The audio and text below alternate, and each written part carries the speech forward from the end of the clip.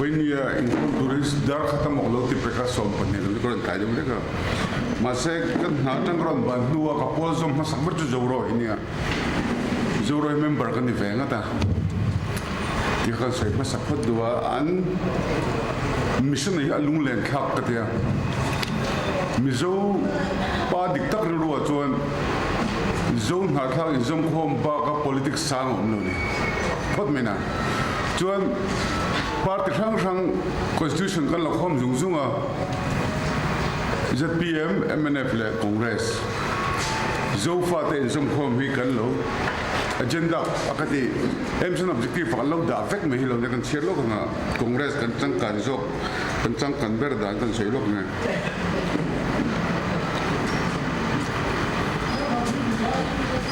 MNF ho chuan in tian an zia ka pol thil tumate number rukna sub number 2 hian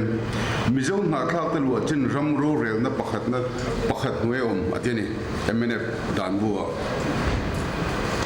chuan ZPM ho ve thung chuan 2.5 hian zo fa te ro rel na pakhat noi da tura be atilani an chiang lo voi na zik ve ve a congress en le lo nga ya buin kan ya hat ko congress mi kan yo bangin kan article 2 athil tum le bechana hian lo ziak moi em me hilo nia tu ko sei tum lai tak bina phurde ko rong kal chan phone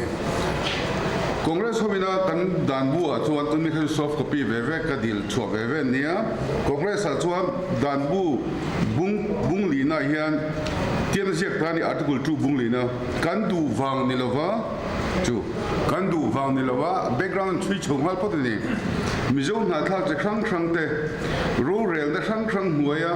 tender omte mizo na thak che khang omte khobel pumpu omte india ram chunga rural da pakhat nan huaya da ateni he kan support mei khopane india ram chunga lu photangai ni kateni chuan chumin no india ram patanga chole zuai ngai don pakhat nan huaya da le dan puina phal the ang sang ber zero rail autonomy with respect to special safeguards nei heyan financial autonomy hom nga ti ta dei meni zero he ka tuye me ma ro chukan kalpui da nei kan chiang tok lo ning khet na kan ve a tuna map a soi de po kha khai za po kha na rin thenga ai jim du pona ti thenga he pura ta no ma 1875 kan ti donga 1971 der kan don ti po kan la boenia asam ne na kan rin na ngol pon le soi boi thei le soi fel thei lo ni Bangladesh Burma ne na country te Manipur na fashion pur om veng ngol ta kani maro chu ba ka poi mo phas zo chu zo na thak te zong khom ni thin lunga apian pho tangai ta ni national referendum ase kha Manipur ate Burma te kal ve photo mandebla kam Manipur ka kala go hote zo face kan go pui ve do na wangin purhet I tui ve se I chiang si lo wa han kal tem the officially weekend man pain churachan pura han kala ni a boy kha khop ne churachan pura chun ham ti sang sang an ma ni join befeka ai shathiam veka common language an nei lo wa churachan pura chun mizo ho enga hang ho bi ga no ma chungol chukan kom ve china mizo ram lam pang ri luin du ko te ni du te lo mizo ram ri luin du lo chaka so le min ho sikkat mizo ram ho te ni referendum ko kan ngai ko ni UN khalo che don pa po ni sela Burma Bangladesh India ram chung station sha zo fa ko referendum la don te la boi ha don sim ro me ni chu ha ka mo ni so ni ka she chu pathian ni na mining engineer am da sa ni ka ngai ko kai tha fo thi na Mizoram mining om lo ma ro chu chin hill sa house la to ni chin hill house em mo ma ni ma ro chu sarkar drop de on nei thunga India ram in dan mo em mo khro mai te po katik ngai tu khan zo face samani ni khat conference ne ya in kai ko ngai in sam khom la zai ra ti kha to lo ni economic interdependence sangai ta ni chu wangin mizo ko ni wang mo changte zaite changte o ba hana khen karing ko me na chan chu khomai le chu ko du wang economic interdependence ka om lo chuan kan una ta thei do chong lo ni chu vai voi ne ka se dula ta chu ZORO ina antum ba ka political dream sexy ti om le sang om lo tóc mấy năm Mizo ta chú chú khát tuổi cái bữa I still believe in Republic of Mizoram cái gì Republic of Mizoram cái này là cho phát hiện lần nào cái gì thế ang chi hi a chok the ka lo India ma chuan chu wange ZORO industry la tura ka du chu ke po member ka thau ka de ka dinai tu takin khatia mania tilo khan India sarkar hi biak thiam ngai ta ni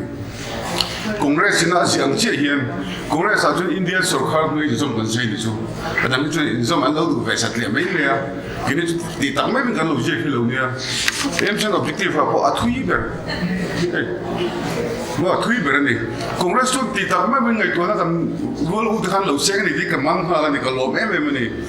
ส่วนแต่ส่วนอินเดียเฮียนที่นั่นอีเวนต์เอาคนเสียกันปุ้ยเนี่ยเสียซ้ำที่สมเด็จพระเจ้าตบได้ตบเสียปุ้ยนอกก็ใช่แล้ว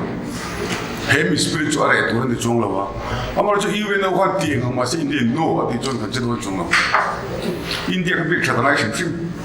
จงกันเราเสียจูเอ็มพีกันที่ได้กันก็เสียจูमोदी है ओवरटी थिंग पुई Venga T पुई ला ठीक है ती करें अब हम तो इंडिया सरकार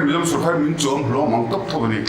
केनी मिन जोम आए महिन भूटान ते नेपाल ते जोम नेम जो अंधी जो भूटान ने आम मोजा सोमरेर आइटम इंडिया पेरंग में नहीं जुटी ने सिजोन इंडिया UN ओवर सपोर्टर आम Moni UN member supporting member हम मोवेनी जो वांगे केनी Hego Bangladesh, Myanmar, Nepal, Bhutan, Tibet, UN awan muda juan India changchawe kan di. India na pharnal laman phartok mai ni. Chuteng che juan Mizo te hi Republic of Mizoram angkal du don tai la plan si. Away a road map siam tai la India min tui pui ru sel ka te ni. Bar marama jo ta kha hui fui porila Bangladesh bituna ko magdo me pathen he ne min plan pui ni karinga. अब हम जो बर्मा बोया पीले ना हम तेरे तो ना बर्मा हम बोया तान चलो थे ना बा बांग्लादेश बोय लेक्चर था मिजोरम वाले तान कॉम्पैक्ट में नहीं है ये कंजूक ती बोय नहीं मिलो नहीं अन माने बोय ये जो वहाँ जुंगलम दिए प्लान पुई पुई लुट तो में नहीं पुई नहीं करते नहीं जो है थी ले ही हिलाई ज़ोरो ने kan muda na hitle min accommodating the zaude wan sema India kan sorti pe poi min khia tu vai India he ne na min sponsor lu po chuan tu ne se en zong conference po ha Singapore kan nei du po te la min tira mar cho hela Congress party pushia ta mo tu mo pu alar mo pu sa khon chona dai tam lo mi the July chu kalo sei pui ve chu ni chu India sarkar khun khan takin beruta ila do vala te ho level ko security advisor level ko be ho der chuan India rama in mu khom kan duwa kan tianga Burma house sak zia khia Indian Bangladesh po shefeka gas le oil nga zia khithawa chu van India hian adu aboi pui du do na kan changna nilovin local mizo changna nilovin India chakna hian ZORO aimson objective hi akulu pui thing ka hian chu ni ka share na ta chu wangin Congress party na hemi manifesto kan lo zia aimson objective kan pol tum kan lo zia India ram chung in zum khom po de afu mel kop me hemi ni chun apung hal de rui rang takin tin sang ni sum ni pali la thum li vela han India boi don lawa you know han lo tiang ang ko si India no timeni tuna foreign minister pe chu lulul rakhak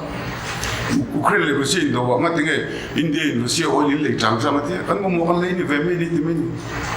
tiang ko ba India lulul to ni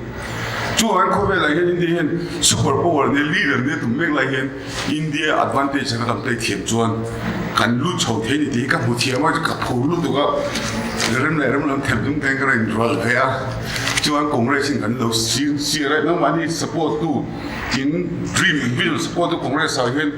bu so da me ma ni support ne bo lo ko lo a me to e constitution an ni chu constitution an lo nei chakho me hi kan support ha chu ti ya chu wangin winin on kol ka lo ma ke po purte ka dal chho zel ve a ma ro chu tu na kan soyang chi helai asam ne na kan ram ri boi po sui fel so zel thei lo lai lo rin zao ve la ka chu a time pass na tha tho ka ni chon thong ni se la ani lo chon realistic de ka na po chamai di kha ka soi duwa in dream hi amoy ka lung len kha ka te kop me tak tak na mi zo pa ngai tan chon tu na in dream ong pa kha turung le cham kha om lo di kha ka soi duwa SEDP NLUP ti vel te chu na theu ne lo to hemi pia han mi zo te kha ka soi fu thri na pathian hian ram le nam ni turin min du ve karuru na na em chu lar hi ring changte in the changkang vedim kal thin po nila Bombay na kulena chilchara tribal kan kat me tribal changkang kan trok ni chu wangi pathian hian India ram zawa he tribal tu sakin min siam lo pathian ram le ham ni ve tuin min siam ni ke pui tu ra siam kan ni a zo te dum che di kan la che chumi step tu kan so khar afidangai tuan na kuma po congress kan kham be nga so da hoben changkang den kan kan tu ne in ZORO kha akok chho thong thong ti ka soi do ni chulai de chu karon ser ve du chu congress in kan man pui chu mo chuan ti la zero tu ra po pui mo chu India sarkar involve chin THU level sam de be ve THU India tu pui chu koring international politics a khenom ram te ti chaklo wi khoi ram pon atum vek chu van hel sponsor pon tu na hel kan ti ho ku kitchen kan ti mi khal hel ron tlan che ho Bangladesh le Arakan army na chu ho to boy India sponsor ve lau sanga mana po chamho an helin santi bahini ho le Bangladesh rifling ka pin BSF ho antitel vesi ta wala ka India policy ni dikha min man pui thok karenga mar chu voi ni he kan sei lang tu rem lo them tezo anga ka ren le san po ni a interesting bon lu tu ka pathian thu ko di bok nim pathian he ni kan ram phoi tu da ren thak so ga zela na da join Republic of Mizoram ani ke chani 2032 Summer Olympics again contingent ni ve turin kan di stop to manum la kan article poka ji to ma se miram khakat uten mani India sarkar thok ve si independent movement zone isia ka ante he jilo thei lo kan tum lo ni lovin chunglam program ni etika kon serve no do ni chulo me